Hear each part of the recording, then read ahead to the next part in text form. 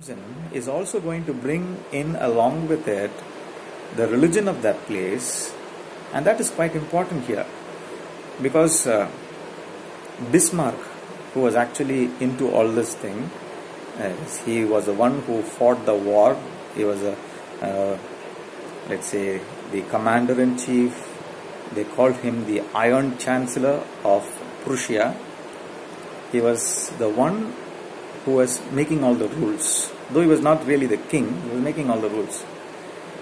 He was anti-Catholic, and France was mainly Catholic. And he wanted to uproot the influence of the church, the Catholic Church, in the life of France. So what he did is he replaced German, he brought in German instead of French, which also brought in the Protestant kind of thinking into France. And that is what he was probably aiming at. I'm not very sure of this, but I'm inclined to believe that he was trying to push out a culture and bring in a new culture. And the man who was teaching the lesson was concerned about this. So let's continue. The order had come from Berlin to teach only German in the schools of Alsace and Lorraine. The new master comes tomorrow. I mean, I'm going to leave the school because I'm no longer required here. Someone is replacing me. This is your last French lesson. I want you to be very attentive. I want you to listen very carefully because you won't get another chance. Oh, the wretches. Now this is the boy thinking to himself. That was what they had put up at that town hall. Now he realizes what has happened. What was the thing that was written on the notice. My last French lesson. Why? I hardly knew how to write. I should never learn any more. He says, I don't even know how to write. And I'm not going to be able to learn French anymore. It's the end of the learning of French for me, whose mother tongue is French. And he feels bad about it. I must stop here. I have to stop here. Then I must, the words that I use there is, I must stop there at that time. When I was a kid, I had to stop learning French at that point, at that time. So I must stop there then. Oh, how sorry I was. And he says, I was very sad. This is an important part of the lesson. And I think this is the area around which Alphonse Daudet finds the reason why France lost. Probably it is because of this state of unpreparedness that the French had that led to their defeat. And why is it that they have been unprepared? Because they have been putting things off. They have been taking it very easy. And he explains it there. I must stop there and then. Oh, how sorry I was for not learning my lessons. So when you get a certain lesson to learn, it is good to learn it as quickly as possible. On the day that you get it, it is good to learn because you are not sure what is going to happen the very next day. There may be an earthquake in the middle of the night, and the lesson that you had learned in the morning is completely gone because the school is destroyed and there's no more school and you somehow survived. That could happen. Anything could happen. You only have very limited opportunities and you must learn to use those opportunities very well. For seeking birds' eggs, other things he used to do in order to escape the hard work of learning all these things by heart. Because much of language learning in those days was learning grammar rules. And that meant repeating hundreds of times something that is quite boring because they don't really understand. Once you step into the act of actually memorizing something, the necessity to understand it is thrown out of the window. and you don't do it. And when that happens, things become uninteresting. And when it becomes uninteresting, it becomes a chore, it becomes a difficult thing. And when something difficult like that happens, what children generally tend to do is they avoid it altogether. And they try to replace it by something that is more pleasant. A defense mechanism, of course. For seeking birds' eggs or going sliding on the Saar. Now, the Saar refers to the Saar River, which is on the border of France. And probably he had been hitching rides on logs of wood that floated down the river, or hitching rides on boats that was bringing material to the various factories. Waterways was quite important at that time. My books that had seemed such a nuisance a while ago, just a short while ago, the boy says, when he's sitting there in the class, he thinks to himself, and the man is trying to tell him something, the teacher is trying to tell him something, and he tells him, you have, and he's telling him that this is the last French lesson, you don't have any more French. And at that moment he thinks, until that moment, I have been thinking of all these things that I need to carry to school and learn and memorize as a burden. And now he says they became old friends because I was going to miss them. They're not going to be with me anymore. So heavy to carry, my grammar and my history of saints. This is one of the reasons why I said that there was great importance given to the learning of a language, because there was a requirement to learn the history of the saints, and which is something that the Catholics used to do. Now, they had a full subject on that. There's no mention of science, there's no mention of maths, there's no mention of other kinds of history, that is secular history. There's only history of the saints. Probably that's what was the flaw with the French education system till then. That is, they didn't concentrate on other kinds of learning. It was quite an early time, 1700s, 1780s, 1771. All those things are quite old. So in those days, they didn't consider, and there was not so much of material for them to learn. So they concentrated more on what they thought that the people required, and that was, they need to learn the language, they need to learn about the saints and preserve, because that's a part of their culture, a part of their language. So heavy to carry, my grammar, my history of the saints were old friends now that I couldn't give up. And M. Hamel too, the idea that he was going away, that I should never see him again, made me forget all about his ruler and how cranky he was. Poor man, it was in honor of this last lesson that he had put on his fine Sunday clothes, and now I understood why the old men of the village were sitting there in the back of the room. And you see one statement that follows this. It was because they were sorry for what? Procrastination. They had the habit of putting things off until the last moment, just like we had. That they had not gone to school more. They didn't give the kind of importance that schooling required. It was their way of thanking our master for his 40 years of faithful service and of showing their respect for the country that was theirs no more. While I was thinking of all this, I heard my name called. It was my turn to recite. I had to recite what the teacher had asked me to prepare for. It is time for me to present myself. So he doesn't say, sorry sir, I didn't prepare. He tries it, because that would not be acceptable.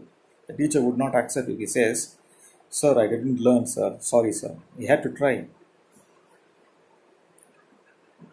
What would I not have given to be able to say that dreadful rule for the participle all through from the beginning till the end, very loud and clear and without one mistake. But I got mixed up on the first words and stood there holding on to my desk, my heart beating and not daring to look up. He started telling it right at the beginning itself. He got confused, and that shut his mouth. He couldn't say anything else. It made him quite dumb. And he says, I wish I could tell from the beginning till the end that whole rule for the participle without a single mistake. And he put his eyes down ashamedly because he couldn't dare to look up at his teacher. I heard M. Hemmel say to me, I won't scold you, little Franz. You must feel bad enough. See how it is. Don't you see how it is? Here's a lesson that he really gives. Every day we have said to ourselves, now we includes himself, includes all the ex-students sitting at the back of the class, all his ex-students. And what does he accuse all of them of? Bah! I have plenty of time. I'll learn it tomorrow. Now those fellows out there will have the right to say to you, how is it you pretend to be Frenchmen? I was referring to all the people of Alsace and Lorraine, and yet you can neither speak nor write your own language. They'll ask. They have the right to ask. But you are not the worst, poor little Franz. He says, Franz, don't feel bad, because probably he sees that the boy is feeling very ashamed of himself, not daring to look up. And he says, don't feel that ashamed, because you're not the only person. We're all in the same boat as you are. But you are not the worst, poor little Franz. We have all a great deal to reproach ourselves with. We also put off our duties until it became too late. And that is the reason why you are in this state. Your parents were not anxious enough to have you learn. They didn't want to be very sincere about making sure that you learned. They preferred to put you to work. Probably Franz himself went to work, cutting certain classes, or probably it refers to the whole community where a vast majority, like watchers, apprentice, went to work instead of going to school. On a farm or at the mills, probably these are common sources of employment for these children, so as to have a little more money, so that they could get a little more money. Purpose of putting them to job. And what did I do? As a teacher, I know that it is not right. Is it not right? Is it not right to send children to work? Yes, it is not right, because if he studies, the chances of his getting a better job is more, right? Don't you agree with me? I have also been to blame. I put it wrongly. I have been to blame also, meaning the same. He says, my fault too. Have I not often sent you to water my flowers instead of learning your lessons? And when I wanted to go fishing, did I not just give you a holiday? I was selfishly doing whatever I pleased with the school. So he was the headmaster. That is why I said that probably he was the only teacher and therefore the headmaster and the all in all of the school. There was only one classroom and he was all the teachers. He was the principal or the headmaster. So if he wanted to have a day off, he just closed the school and went off. If he wanted some work to be done and he cannot do it himself, he asked one of the students to go and do it, like watering the garden.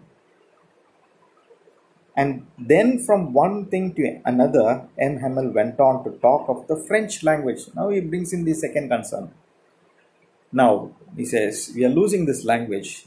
But do you really know what a big loss that is, he says. saying that it was the most beautiful language in the world, the clearest language, the most logical. He really takes it up, he says there's no language like that. And we must guard it amongst us. Now I'll tell you one thing. I don't know French. I don't know how true what he says is. Maybe true. And I think that each language is equally important in this world. I encourage the learning of all languages. If I could, I would learn French, and I will one day. That we must guard it among us as people whose mother tongue is French.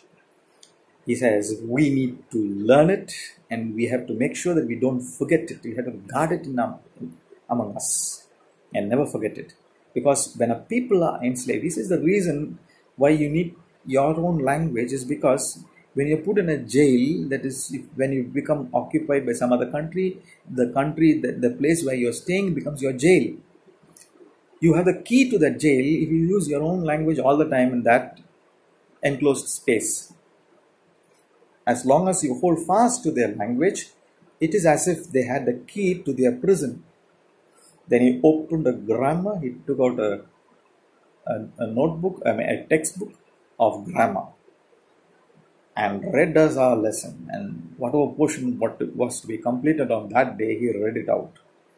I was amazed to see how well I understood it. Now this man, you'll find out later on in the lesson, has been teaching the same thing again and again for the past 40 years. So probably it has become something that you do without even thinking. But this was not that kind of a day. In this day, he realized this is the last time he's going to teach here in this school. And he has to convince these people that learning French is the thing to do. And you should not forget French. So he had a real reason to teach very well. This time he took pains to explain every bit as carefully and as perfectly as he could. I was amazed to see how well I understood it. Now the boy, the student, look at this kind of student-teacher attitude that is required for a good class. The teacher must think that what he is trying to teach is very important. The student must also have that kind of conviction that what is being learned today is essential, absolutely necessary.